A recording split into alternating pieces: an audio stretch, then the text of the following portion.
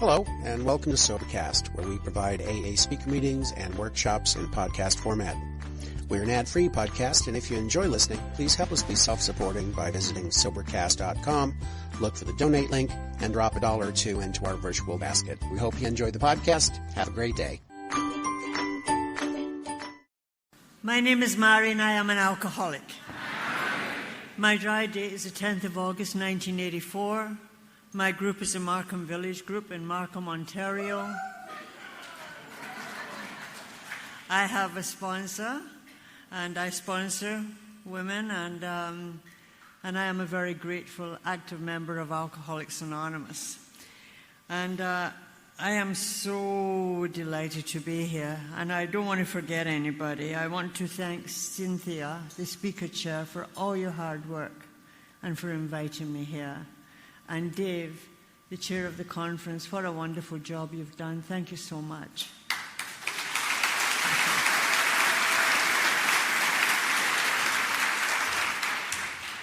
And the committee, a lot of work goes into this, and a lot of people, and the beautiful flowers in the basket. And the speakers, Vanoy. Vanoy is my friend, my darling friend, and I was so glad she was here. You just inspire me all the time. And I love you very much. And I know even although you were Al-Anon, I would have been in those honky-tonks right beside you.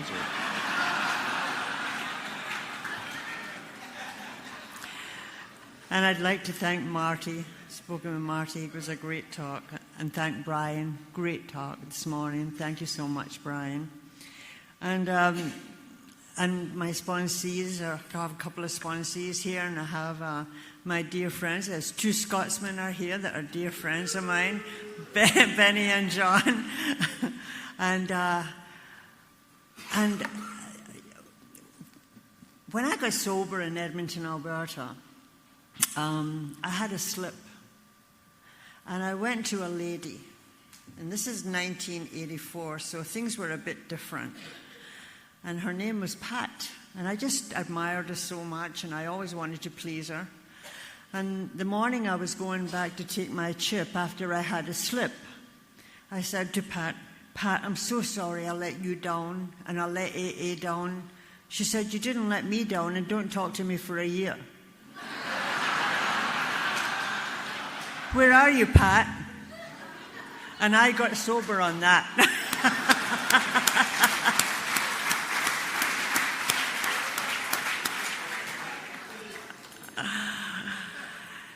So I will tell you a little bit about what it used to be like, what happened, and what it's like now. I was born in Glasgow, Scotland.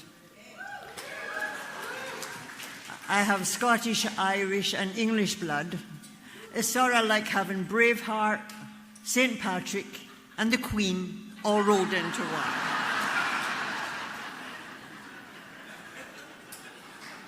I came from a very good Roman Catholic family. My father had been a Franciscan monk who had left the monastery, not for any bad reason. He just had a doctrinal dispute. My mother was president of the Union of Catholic Mothers. They were all very good people, and I had no capacity whatsoever to be good. I was born with a criminal mindset. Not my fault. Not my fault. I didn't want to be like all the people around me. I could imagine myself like Braveheart, naked, blue paint, running through the field shouting, freedom! You know, that's what I wanted.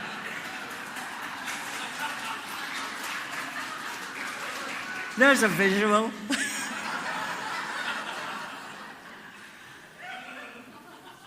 If there is a predisposition to the illness of alcoholism, I certainly had it. I was born with it. And please keep an open mind. I am one of those it talks about in the big book when it said there are those too who suffer from grave mental and emotional problems, but many of them do recover if they have the capacity to be honest. My strange personality disorder, abnormal personality, whatever you want to call it, that I was born with and grew with, was very much like Bill Wilson's. If you've read his wonderful essay called This Matter of Fear, Bill talks about having this pathological feeling of being different. It totally and utterly isolated him. He felt different. He just felt completely and utterly apart from. And he was so filled with fear, he found he was unable to mix with people. And eventually that fear turned to aggression, and he became very aggressive. And that's exactly what happened to me. I had an obsession. I had an obsession with death from a very early age. I had an inability to get rid of this feeling of entrapment where I was claustrophobically encased in self. I felt everywhere I went, people were looking at me and finding me wanting. Everywhere I went, you were finding me less than and judging me. Also, I had panic attacks, just like Bill Lewison, at a very early age. So what I'm trying to tell you is that I always knew there was something seriously wrong with me, because people were always saying to me, there's something seriously wrong with you.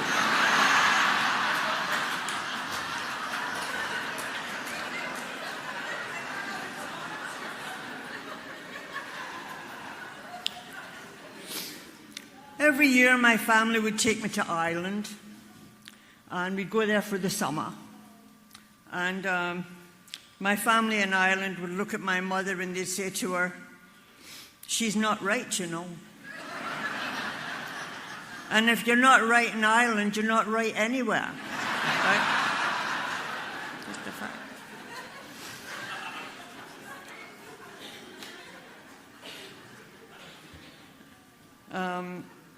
I figured what I didn't know about the way they judged me eventually in England was that I was a bit queer in the attic.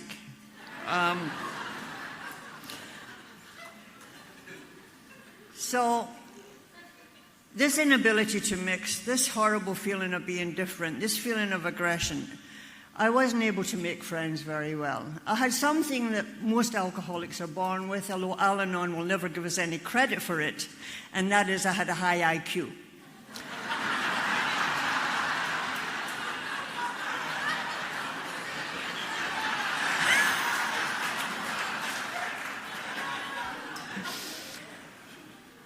But the only thing IQ has done for me is I've never completed anything I ever started.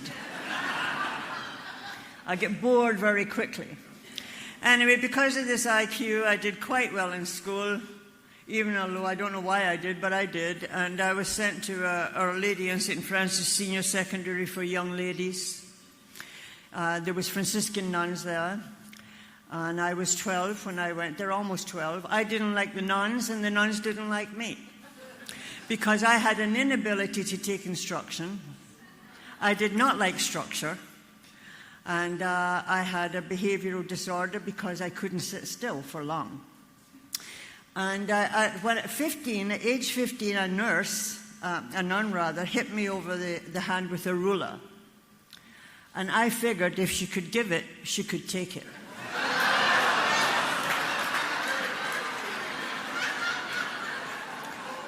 God, you're a sick bunch. It's only in AA you laugh at that. You go out there and tell them, and they don't laugh. But here's the beautiful thing. I truly believe that this spiritual illness that I had, that Carl Jung said we had, the alcoholic seems to have a thirst for a union with God. He has a thirst, but it's a wrong thirst. And I believe that God was always behind me. There's a wonderful old poem that our co-founders loved. It's called The Hound of Heaven by Francis Thompson. And it's about this man, and he thinks that this dog is chasing him.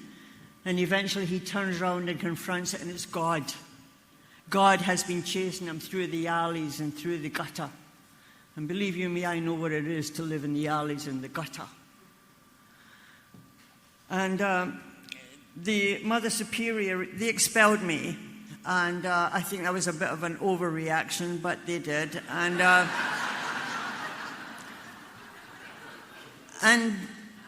the Mother Superior said to me, we've sent for your long-suffering mother. And you sit outside my door and wait for her. But while you're sitting there, I want you to memorize that sign above my desk, above my door. And I looked at it and it said, of courtesy it is much less than courage of heart or holiness, but in my walks to me it seems that the grace of God is in courtesy. And way back then I wanted nothing to do with the grace of God, and I wanted nothing to do with courtesy. But many years later, having lost everything of value in my life, having no humanity left, having no femininity left, coming into Alcoholics Anonymous, it was your courtesy you extended to me that had me stay here. And it was the grace of God that brought me here. So it came true for me. I went off in my merry way and I broke my mother's heart. I did not know how to live without stealing, lying, cheating. It just came natural. Nobody ever taught me how to do it. It just came natural. And I got a job, and I figured they weren't paying me too much, so I decided to fix the books to pay myself a little bit extra. Of course, they brought in an auditor. They always ruin things, and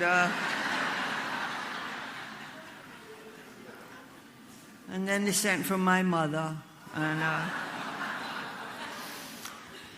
my father, when he came out of the monastery, had gone and joined the army.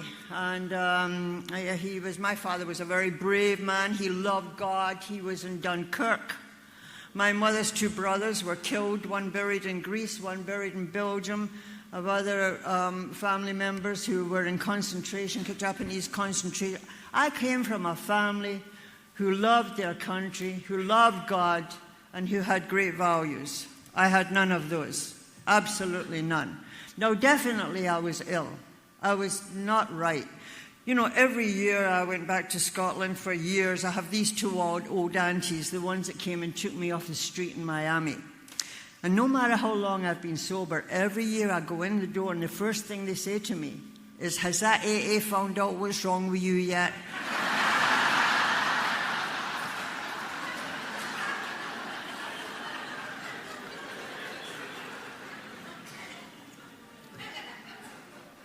So I got into a lot of trouble for a few years, broke my mother's heart. Because I was so different and felt people didn't like to be around me, because I had a habit of, if I didn't like how you looked, I'd just give you a quick punch, and that's not how to win friends and influence people. And also I was very nervous if you got too near me, so people stayed away, and I had panic attacks.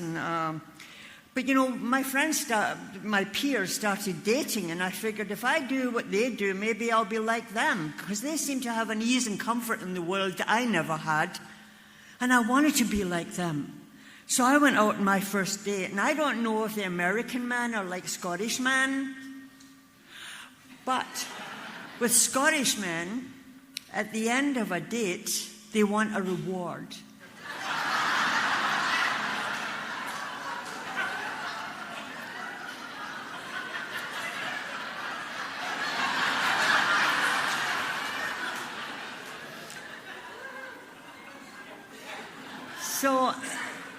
So I am there with this fellow, and he's getting very passionate, and I'm just kind of watching him. I'm detached.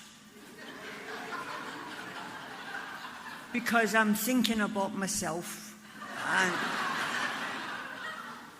And at the height of his passion, I said to him, so what do you think about death?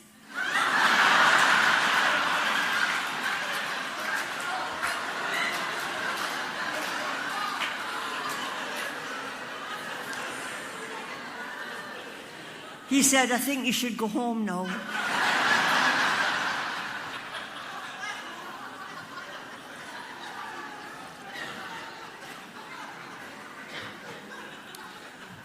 You see, I did not know that my solution to all of that was in a glass of alcohol.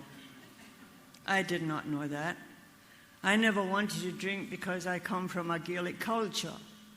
And I just did never, ever wanted to drink alcohol. But that was my solution. Eventually, I decided to clean up my act. I went down to London, England. And at 21 years of age, I was with BOAC, which is now British Airways. And I was an overseas escort. And I was flying all over the world. I'm up in a plane with all these people. I don't like people. I'm claustrophobic.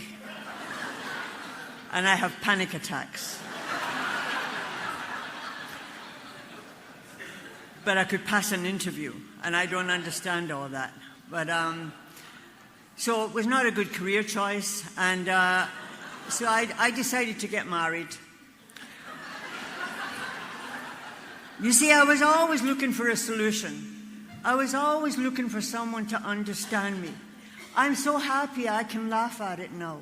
But utterly and completely isolated it, and it was a horrendous feeling. And I have such compassion for Bill because I understood he spoke to my soul when I read him. And the feeling of alienation in the world was I tried everything. I tried everything to fit in. And I thought if I get married, maybe I'll be better. So I met a really nice man. He was a very cultured man. You know, I might have been crazy, but I wasn't stupid. I married a wealthy man, and he took me to live in Kingston, Jamaica. And in Kingston, Jamaica, I had everything that money could buy. And after a year, my first son was born. And when that boy was born, I held him in my arms, and I thought, my God, how could I create something this perfect? I love that child from the deep down from my toes through my soul. I have never loved and felt the way I felt when I held that child. And just after he was born, one day I thought I was going insane. I was 25 years of age. I had been walking the world trying to have a normal life, and it never, ever came. And at this moment, which was my pivotal moment of happiness, I think I'm going to lose it, and I'm going to go completely mad. And I'm going to lose control and never get back. And we brought a doctor, and the doctor wanted to give me an injection, and a friend of mine said, give her a drink. I'd never had a drink. Jamaica has 151 proof rum. It is beautiful.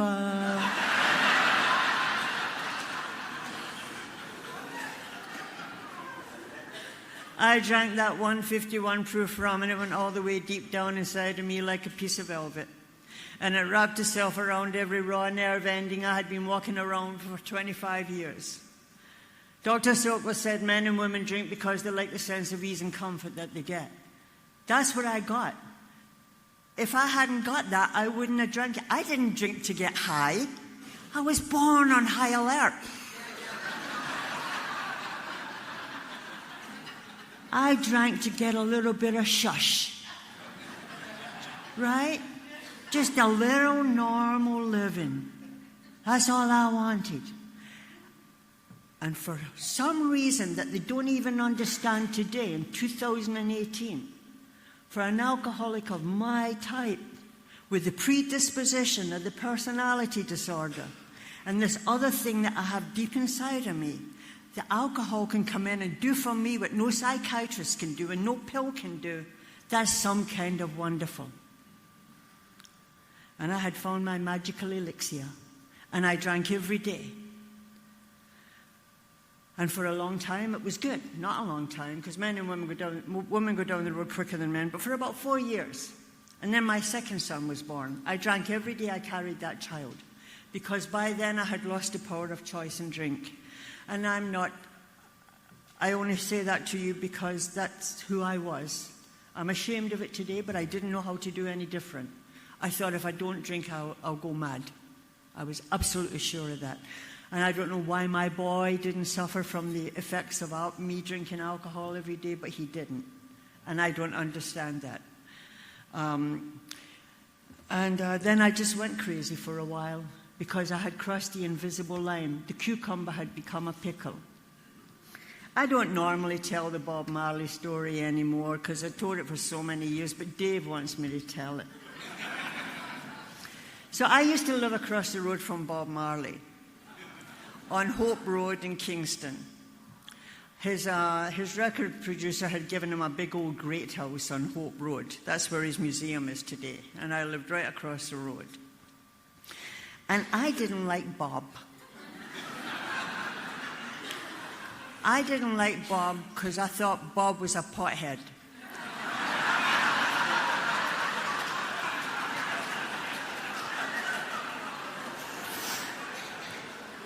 And he brought down the neighborhood with that.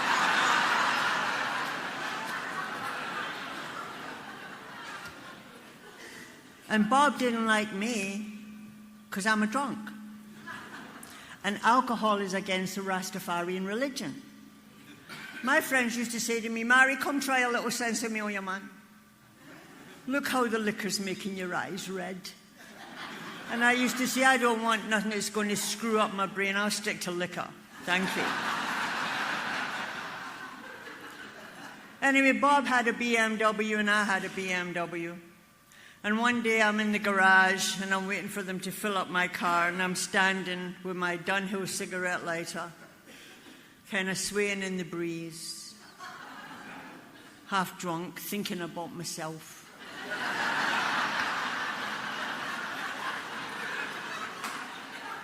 And Bob drives up in his BMW. And he shouts at me. He shouts out my name, my full name. And he said, "You think you're smart. You drink your I won't use the word. You drink your liquor, and you think you're smart." He said, "You're a hedonist and a narcissist, and you don't care about anybody but yourself." He said, "If you think you're so smart, what does BMW stand for?" I said, "Bavarian Motor Works." He says, "No, man. It means Bob Marley and the Wailers."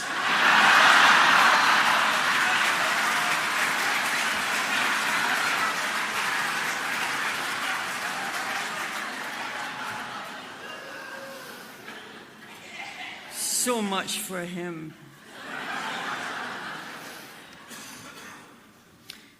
I've been married. I got married when I was young. I got married with alarming regularity.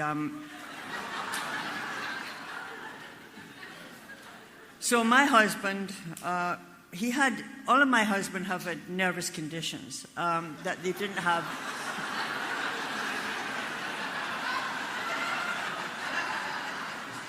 Not my fault, you know.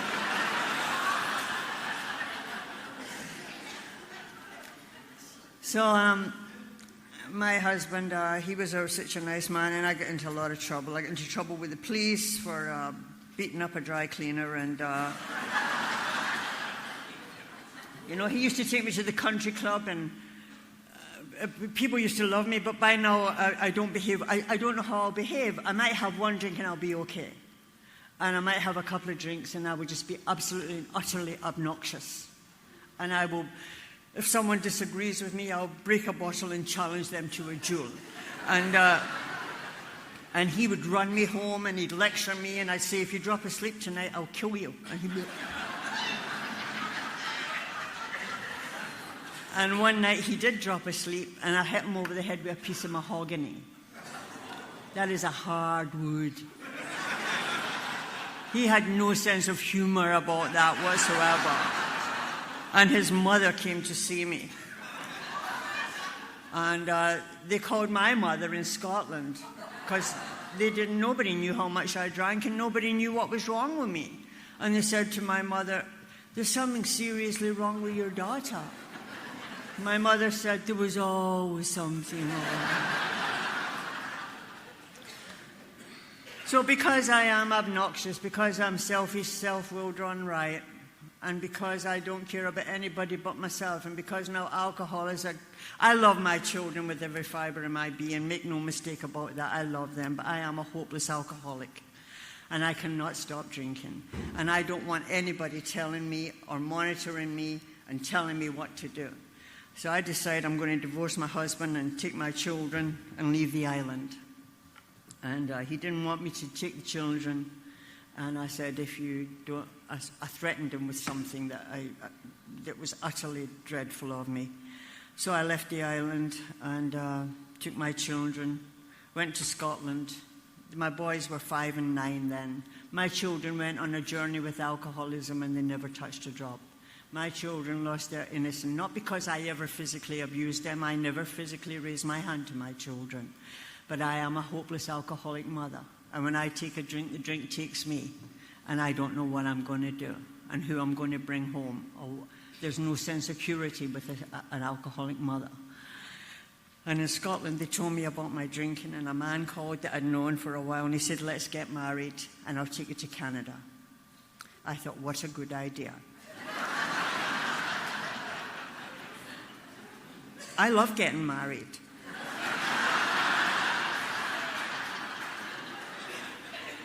I just don't have any follow-through.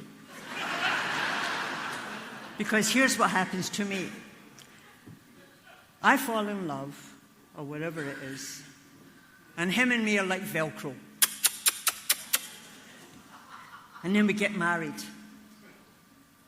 And then after about 3 weeks, I can hear him breathing 3 doors down.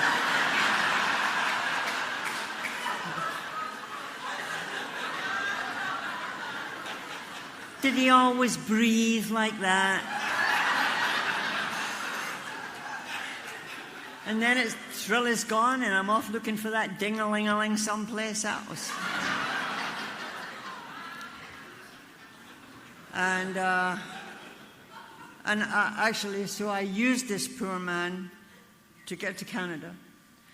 By this time, I'm shaking so much I can't hold my drink up. Because I'm bright, I realize I have a Valium deficiency.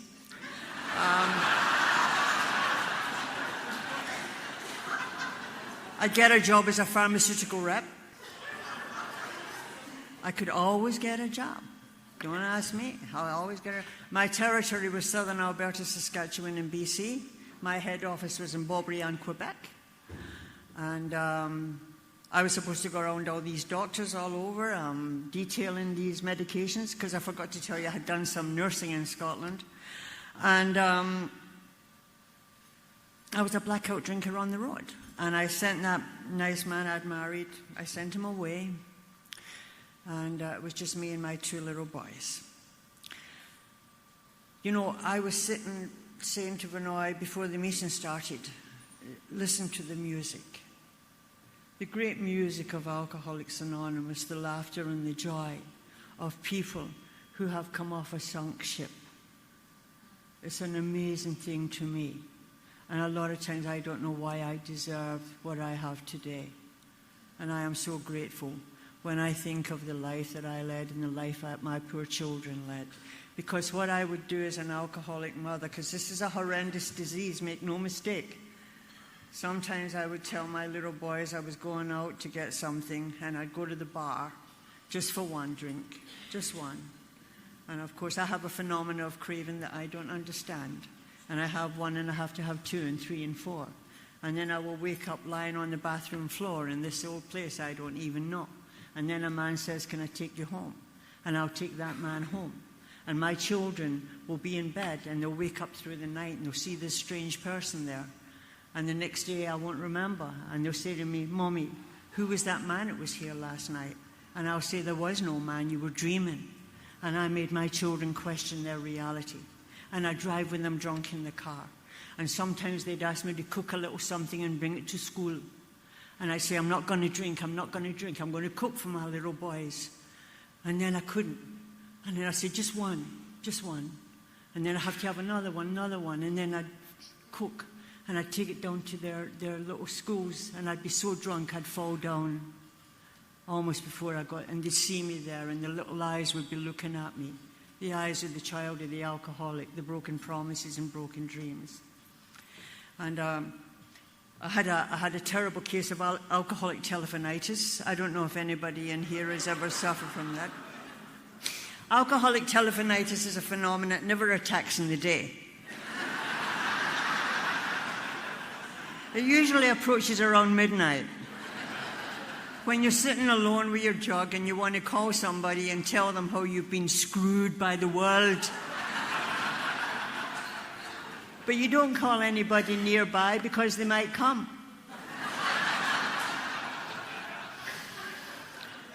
And I'd call Scotland, and as they said hello, I'd pass out. So my two old aunts came, and this is called Irish rationalization. They told me I had early menopause and put me in detox. In detox, it was just me and 5 native Canadians. I had DTs and convulsions, and they would hold my soup and my coffee because I was shaking so much I couldn't hold it by myself. And they told me that they drank because their spirit was broken. And I realized at some level my spirit was broken. I got out of there, and my family thought because I was cleared of alcohol that I was okay.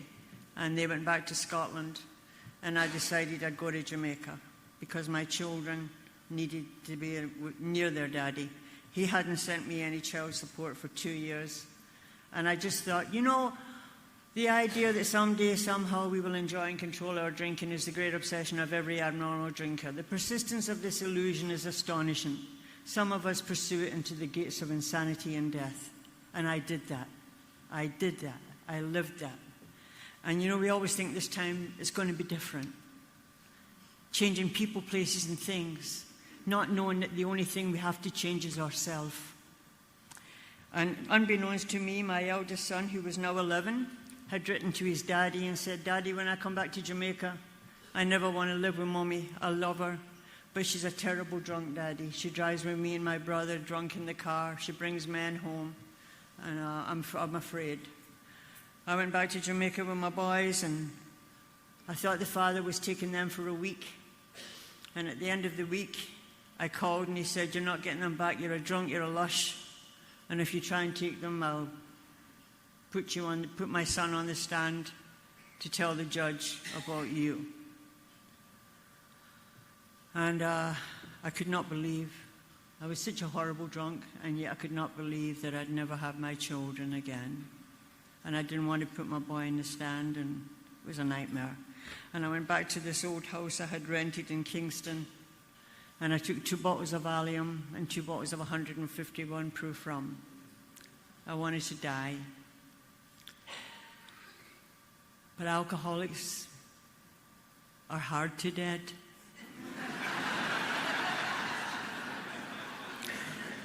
We don't die easy.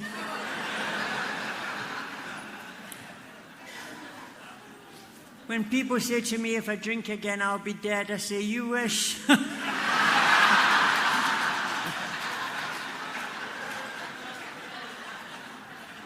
Some of us live forever drinking.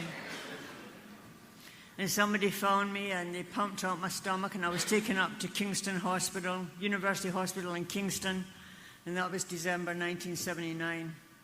And they pumped out my stomach. And the next day a psychiatrist came and told me something that was very observant, intellectually correct, and definitely relevant to my condition. The psychiatrist said to me, "You mustn't do that anymore."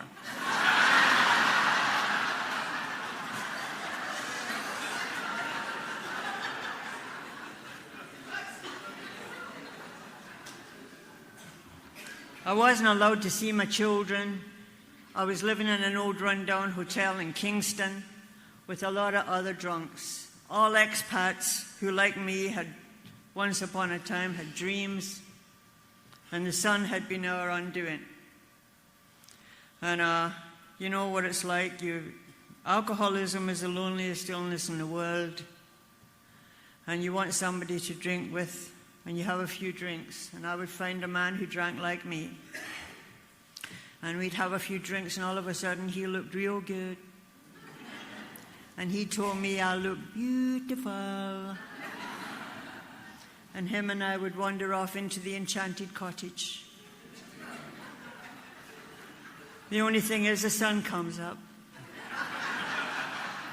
The pitiful and incomprehensible demoralization of doing that one more time. And one morning, as if prearranged, me and my escort of the night before walk out of the hotel, and a car passes by with my ex-husband, his new wife and child, and my 2 sons. And he came and said to me, "If you don't leave the island, I'll kill you." And he threw the 2 years support money he owed me, the child support. And I left the island. I went to Miami to drink myself to death. I did not want to live without my sons. And I was filled with despair, ultimate, terrible despair. I could not stop drinking. My life, everything of value was gone. And I got a little apartment so I could drink myself to death. And I'd leave the door open because I'm a drunk. And they'd come in and steal my furniture and steal my clothes and steal my money and steal me. I didn't know anybody in Miami. It was just me. And eventually I got thrown out of the apartment because I couldn't pay my rent anymore. And I ended up living at the bottom of Lincoln Road on Miami Beach. And my life down there was like going through a sewer in a glass-bottom boat. And there's no need for me to go into what goes there, but you're just taken up and used and thrown away like an old piece of cloth. And there is no humanity left and no femininity left. And that is alcoholism, the most horrible illness in the world.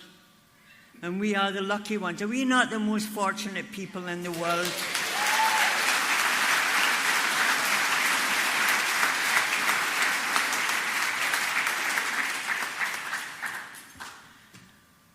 And one day I panhandled off an old woman called Joyce McNeil, and she used to live in Jamaica, an old English woman, and now she lived in Fort Lauderdale. And I believe she was another one of those things that was just put in my life. And she knew my family and my father. This is my legacy. Without the steps, I could not live sober, because I couldn't bear to think about all the things I'd done to hurt all the people I used to love. My father had retired, and nobody knew where I was. Nobody knew I'd lost the children. I said to my mother at 3 o'clock one morning, "I don't know where my lassie is. I don't know where my grandchildren are. I'm going for a walk." And he dropped dead in the street of a massive heart attack at the same time I was living on the street. And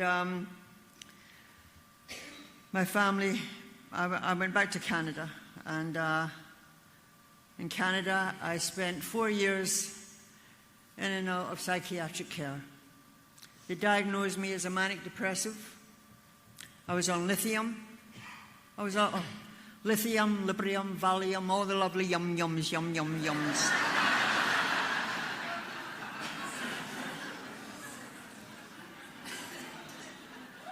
And I love being in there because I'm safe. And they used to bring AA meetings in to the institution, and they used to make me go, and I never heard anything. I was so full of different medications. And the AA members who brought those meetings in told me later that they used to ask me if I had hope. And I said I had no hope. And the last time I was in there, I was in a lot of trouble, and I was having to face a big court case when I got out. My doctor, my psychiatrist, was trying to help me. He said, "I've written something to try and keep you out of prison." And he let me read it. He said he diagnosed me for a few different things, but in his opinion, in the end, he thought I had 3 psychiatric illnesses. 1, chronic alcoholic. 2, abnormal personality. 3, depressive. And also a great desire to be loved by other people, even though she doesn't seem to have capacity to love. And I went to court, and the judge called me a tragic social circumstance. And I was a tragic social circumstance till I came to you. One night I was drinking myself sober, and I picked up the phone, and I phoned AA. And a matey, you know what a matey is? Yeah. If you don't know, it means he's Native American French, and he 12-stepped me. And Stan had 28 years sobriety. And I love this. I always tell this because it's so funny. He said, Mary, tell me a little bit about you. And I told him, and he said to me, I think you're one of us. And nobody had ever said that to me. And I said, Stan, I know I'm an alcoholic, but I'm also nuts. I've got a psychiatric report that says I'm nuts. He said, Mary, the 12 steps of Alcoholics Anonymous is like 12 adjustable wrenches. They fit any nut that comes through the door.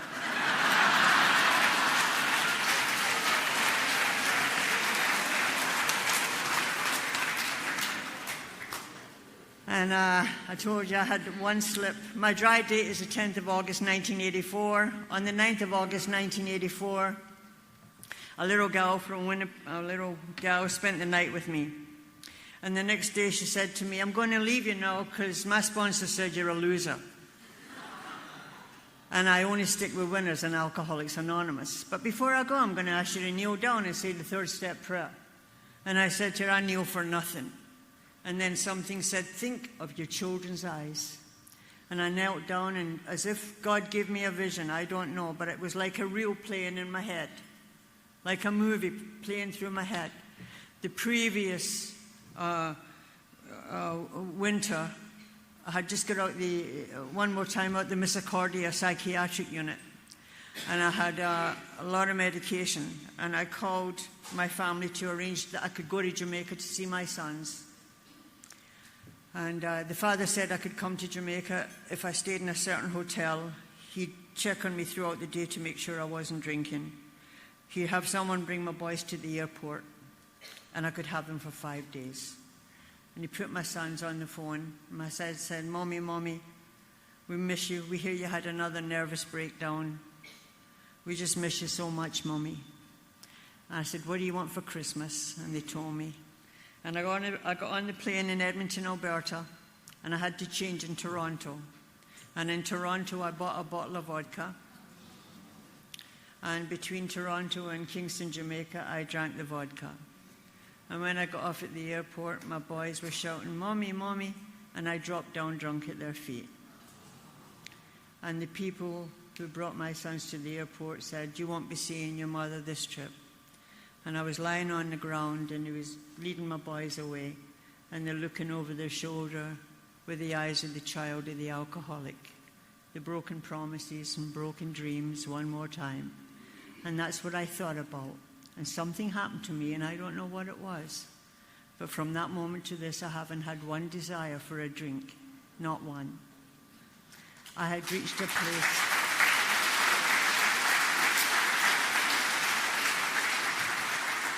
I had reached a place of despair and hopelessness that William James talks about. The breaking place. The place that breaks you open through despair. And it cracks you open enough for a little aperture for God's grace to come in. And I believe that's what happened. I got very active in AA, and I had wonderful people in Edmonton. I'm just so grateful. I got a sponsor called Carol. Right, Pat? She just died not long ago. Carol, I was doing a big book study up in the hills of Calgary, and they brought Carol to see me. This is a few years ago. And I said to Carol, a lot of people I sponsor are being 13-stepped. I was never 13-stepped. She says, do you remember what you looked like when you came in?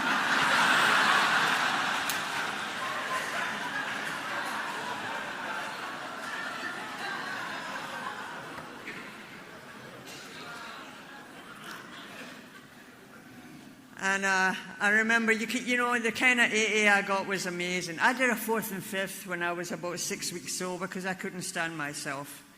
And I did it with a Jesuit. And I got very active in AA, and they told me to find a God in my own understanding. And I knew something wonderful had happened to me, but I just could not, I didn't have no idea of this God. I just couldn't get my head around it. Whatever it was had happened to me, I just didn't understand it. I just accepted it. I thought it was some AA magic. And then the old timers saying, you've got to find a God of your own understanding. And, you know, the messenger comes in various shapes and sizes. I don't know if you remember, was it Old Helen? I think it was Old Helen. And one day I heard this woman, and she was the most spiritual woman I'd ever heard. And she was singing about her God. And she was saying things like, as a drunken woman, I never went to bed with an ugly man, but I sure woke up with a few. She said, but I don't do it anymore because I am a lady in Alcoholics Anonymous. And I went up to her afterwards and I said, who is this God you have? I'm looking for a God. She said, Mary, my God's called Harold. I said, Harold? She said, yep. You know that prayer, Our Father who art in heaven, hallowed be thy name.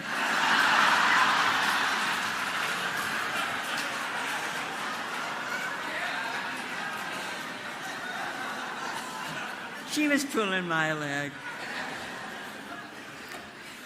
And then I found out just before I was a year sober that my eldest son was going to Toronto. My sponsor, Carol, we formed an intergroup in Toronto. And 2 people met my flight, and they took me to the YWCA. And I checked in there, and I got a job, and I got an apartment. And I got a sponsor called Rini, who died for 53 years sobriety. And I got very active in the rooms of AA. And my son went back after a year, went back to Jamaica. And I would fly up and down and make amends. And go to Scotland and make amends. Unfortunately, Mom and Dad were dead, but I won't get into it. But I had good guidance and good sponsorship to be able to make amends to my dead parents. And then I told you about John last night in the workshop, looking after John, and life was good. And then I got married in AA. It did not work out, but I was able to look after him eventually. And then I heard that both my sons had been put out their father's house. They didn't get on with stepmother. And I spoke to my sponsor. I was 8 years sober. My sponsor told me I had to go back to Jamaica and make amends to the island.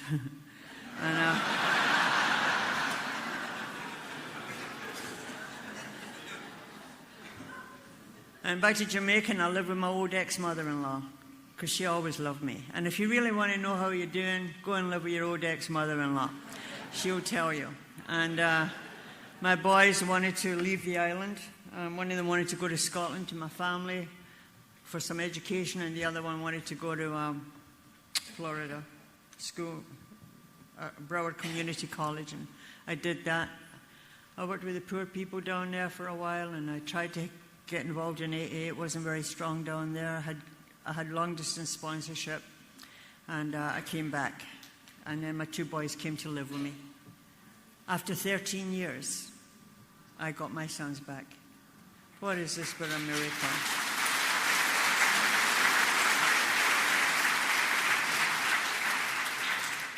We lived together for 2 years, and then I sent them off to be self-supporting through their own contributions. My eldest son got married on Vancouver Island, and he called me, said, Mommy, will you come and walk me down the aisle with my daddy? His father flew out from Jamaica, and him and I walked my son down the aisle.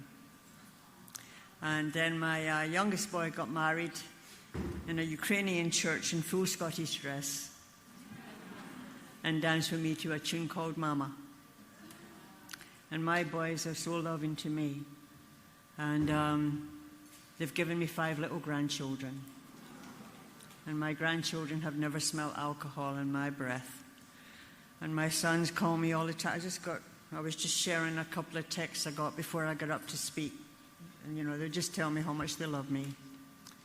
And my sons sometimes say, Mom, if ever I feel down, I just think about where you've been and you give me inspiration. A couple of years ago, I took my 2 eldest granddaughters to Scotland, and we walked on the earth that my granny walked, and my great-granny and my great-great-granny. We walked on the same soil, and I walked it sober. And this program has given me things that I do not deserve. All I've ever done is follow. I believe in strong sponsorship. I need my sponsor more today than I've ever needed them, because I don't want to mess up. I don't want to have one more mistake. And if I get into an emotional state, then sometimes I don't know the right thing to do. So I take everything to my sponsor when I need a decision. And you know, life is good. Life is life. You know, I've gone through a lot of things in the 33 years I've been here, but never once has the thought of a drink crossed my mind. And you know, it says we have a daily reprieve contingent on the maintenance of our spiritual condition. That means that every morning I have to, when I wake up, I got to get in fit spiritual condition before I go out there. You know, beyond this place there be dragons called people, places, and things. Right? And most days it's wonderful. But, you know, there's a line from Moby Dick that I love. And it's the line goes like this. When I feel myself growing grim about the mouth, and the cold, chilly November winds are blowing through my soul, and I want to step out onto the street and knock people's hats off, I know it's time to go to sea. When I feel like that in the morning, I know it's time to call my sponsor. There's just every now and then you get a great day. And when I get a great day, I'll go out there and I'll start counting things in the 10 product line and bringing it to their attention that they've got 4 too much in the basket.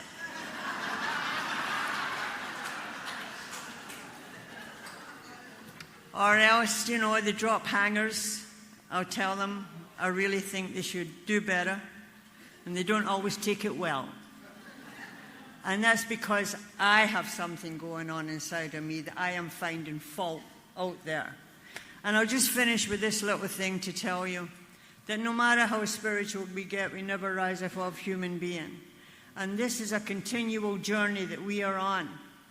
And this journey this journey that I am on is about defects of character and about a personality disorder that because of Alcoholics Anonymous, and I'm not criticizing anybody, I haven't had medication since the 10th of August 1984. I haven't been locked up since the 10th of August 1984. I haven't been in trouble since the 10th of August 1984.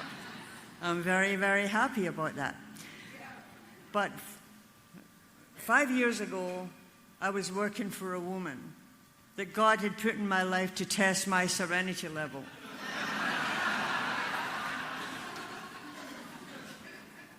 I had been with her for 4 years because once my husband died, you know, a lot of the money had gone into taking care of him as well, and I just needed the money. And she used to throw files at me. And I used to say to her, you shouldn't do that, you'll upset yourself. I could see myself picking up the file and wrapping it around her face and just giving it a gentle twist till I heard.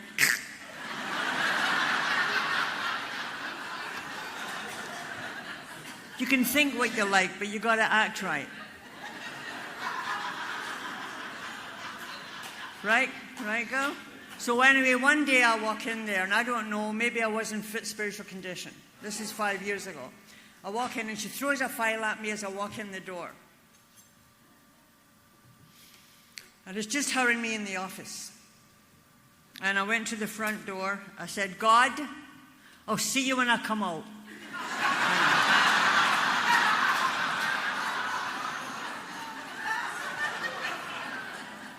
And I took her inventory from when she was born.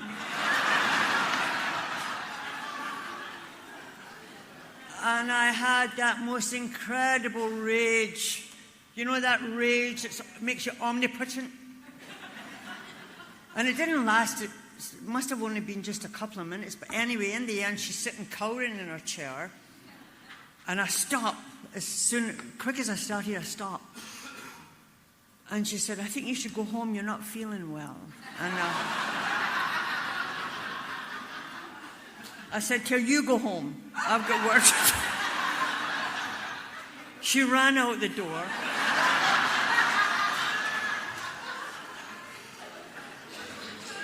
I got down on my knees and wept with shame and ask God to please forgive me for treating one of his kids like that.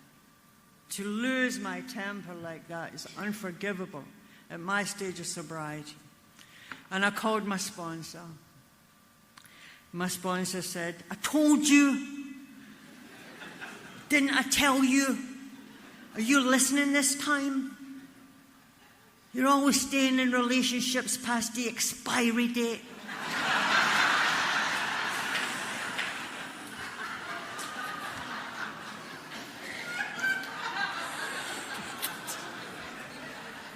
She said, I want you to go in the morning and make amends and give her a week's notice. And I did that.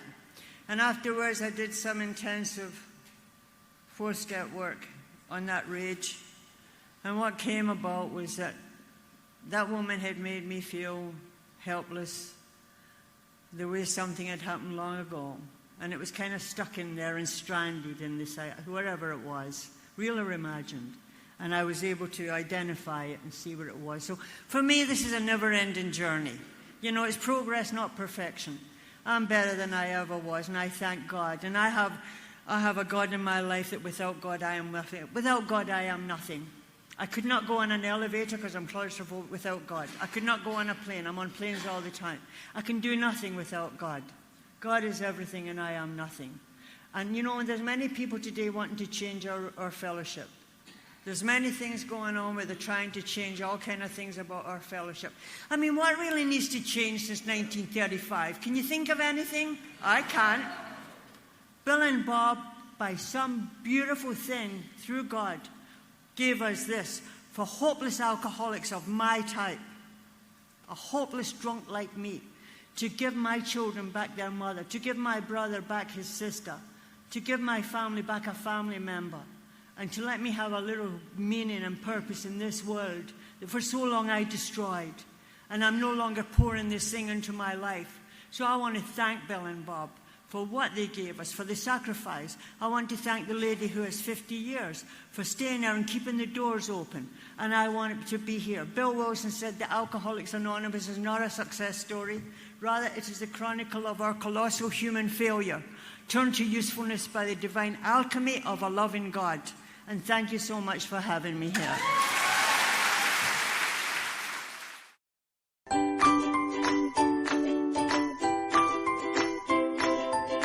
Thanks for listening. I hope you enjoyed the podcast. Sobercast is ad-free, and we'd like your help in order to keep it that way.